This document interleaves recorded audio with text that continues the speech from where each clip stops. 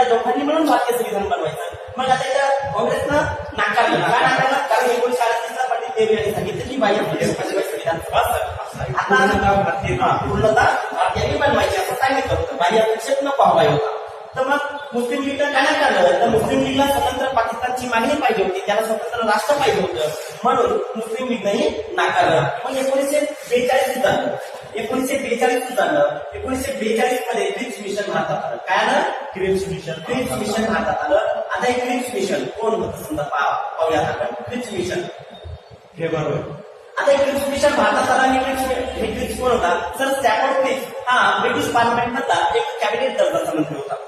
कोण होता? कॅबिनेट दर्जाचा मंत्री होता. मग यानं असं सांगितलं की पूर्णतः भारतीयांनी संविधान सभा बनवली. काय सांगितलं यानं? पूर्णतः भारतीयांनी. आता हे काय होतं? म्हणजे मुख्यतः होतं. मुख्यतः भारतीयांनी